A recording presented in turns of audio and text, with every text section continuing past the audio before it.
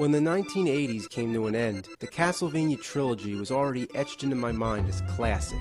It was the archetype of both the action and horror genres, and a masterpiece in side-scrolling gaming.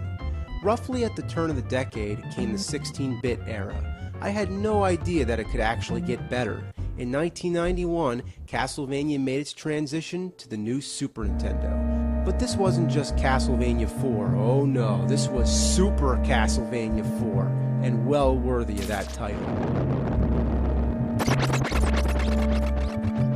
The graphics and sound just blew my fucking balls off.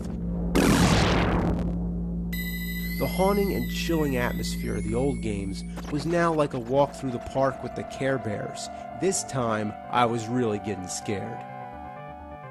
At the time, this must have been the greatest opening to any video game yet. The fog keeps rolling in until it envelops the shattered gravestone and almost seems to be creeping into the room itself.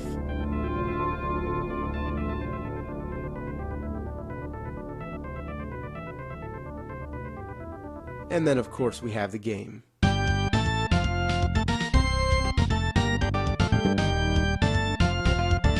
Oh yeah, this is where it's at.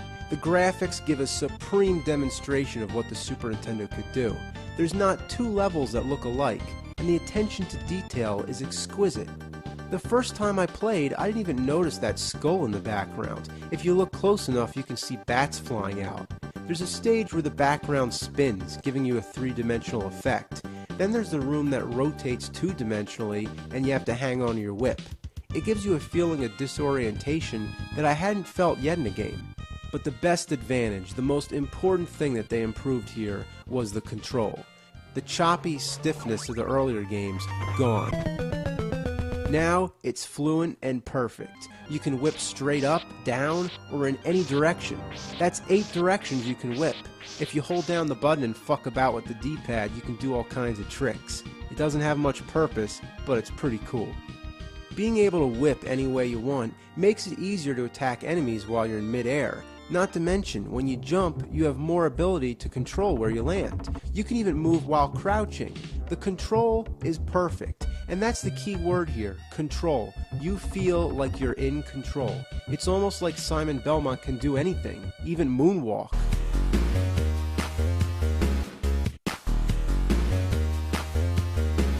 It's as if you are Simon Belmont and fully immersed in the game. That means that the difficulty isn't all about stiff controls and cheap deaths, but this time in genuine, fair challenge. For the most part. As far as the story goes, it's more or less a remake of the first game. Some fans might have been a little disappointed that there's no other playable characters and it goes back to the linear style, but that's how I like it best, straightforward and simple. The replay value is high for me, and I'd pop this fucker in any day. In its final stages, it plays the music from all 3 of the NES games. It's like nostalgic memories of a Nintendo game within another Nintendo game.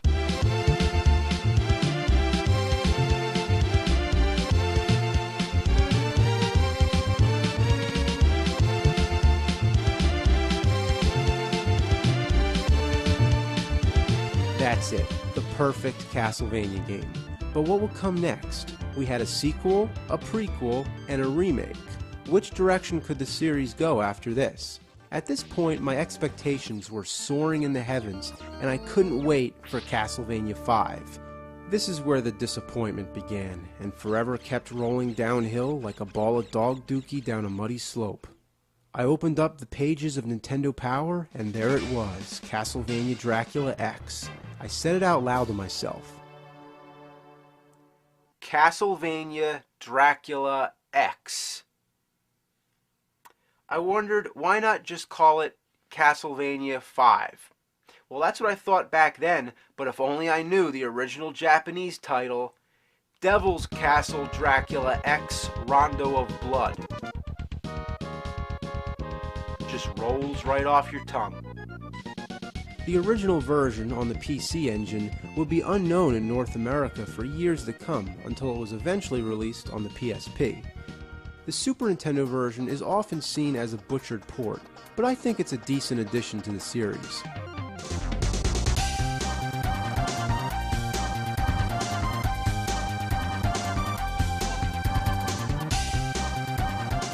this game, you take control of a new Belmont named Richter. He's not quite as skilled with the whip. Once again, you're restricted to only whipping in a horizontal manner, a major downfall from the previous game. Throwing special items on the stairs, once again it's a little tricky because you have to use the D-pad. Unlike the last game, which conveniently used the R button, this time you're back to the NES control of using up plus the attack button. However, you do have a backflip, which can come in handy sometimes. But for the most part, you're ill-equipped to deal with the unfair challenges. The distances you're expected to jump are stretched so far that the only way to make them is if you jump from the absolute edge, as close as you can possibly get without falling off. The frustration in this game is back full fucking force.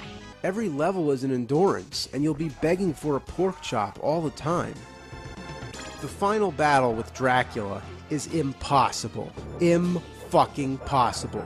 Is it bad enough Dracula turns into a devil wearing a Speedo? But on top of that, you have to hop across platforms? Anywhere you stand, one hit will knock you off and kill you. Dracula X was a decent game, but not a worthy successor to the masterpiece Castlevania 4, so the search was still on. Now let me explain something for a minute. I couldn't afford more than one game system at a time, plus a library of games to support it. So I passed on PlayStation in favor of the next Nintendo console. I was sure that the same way the Super Nintendo impressed me so much, the Nintendo 64 would come along and do the same, delivering the next best Castlevania. I was ready to have my balls blown off by awesomeness once again.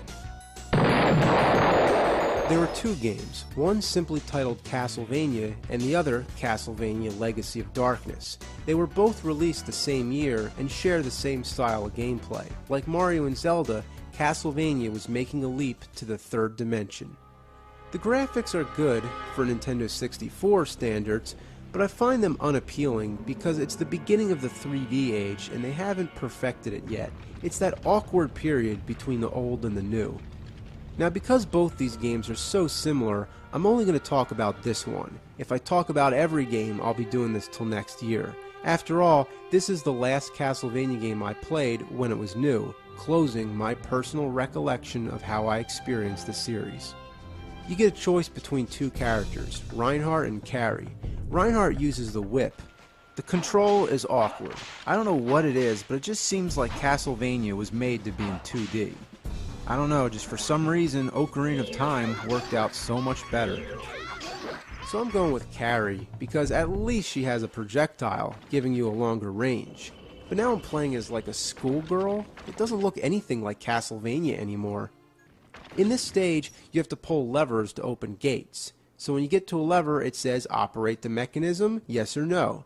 Why does it bother asking me this? Obviously I want to pull the lever. What's my other option? To just stare at the fucking background?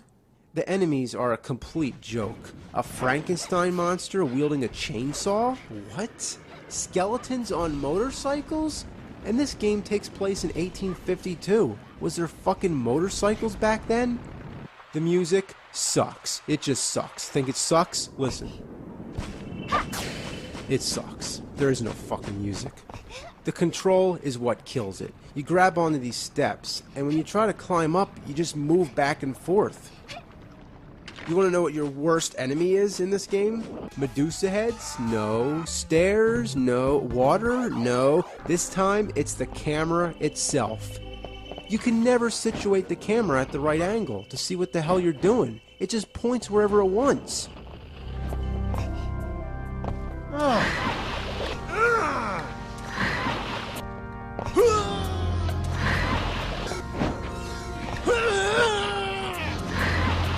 Okay, so now I'm at a part where I'm supposed to destroy a cracked wall using two separate items. So I gotta find these two items and combine them together so they make some kind of explosive chemical. One's called a mandragora and the other is nitro. I got the mandragora first, but now when I try to pick up the nitro, it's telling me I can't carry them together because they'll explode. So, okay, I guess I gotta carry them one at a time. No problem, right? Well, I carried the mandragora over this cracked wall, and guess what? I just realized I have no clue how to put this thing down. There's no drop or throwaway option, nothing. I tried putting it in these garbage chutes on the wall, but still no luck. Then I found these statues that talk to you. At first, I thought they were just giving you hints, letting you know what to do with the Nitro and Mandragora, but since I can't seem to place the stuff on the ground, I figure I have to talk to these statues in order to even use the items at all. Even though that makes no sense, that's like talking to a fire hydrant so you can use dynamite to demolish a building. But anyway, talking to the statues doesn't work either. Turns out I was supposed to get the Nitro first, but now that I'm stuck holding the Mandragora, there's nothing I can do. The game's over. What a fatal flaw. Just because you miss some object, it won't let you continue. I don't know what else to do, so the only other thing I can think of is to start the entire game over. And this time, make sure to get the Nitro first. Well, I did just that. I started all the way back from the beginning, made it all the way back to the castle center. So here we are, I got the Nitro first. Now I'm heading over to the cracked wall again. Oh shit, it's explosive. That means you have to walk really slow and be careful not to touch anything. You're not even allowed to jump. Shit. Oh, damn. And every time it happens, you go back to the save spot. Oh my god, this takes forever. Come on. Come on. Oh, this is so boring. Well, finally, after about a half hour of walking incredibly slow, I made it to the cracked wall. Well, at least I have the Nitro this time. Right? What the fuck? I still can't use the item? I don't know what I'm supposed to do.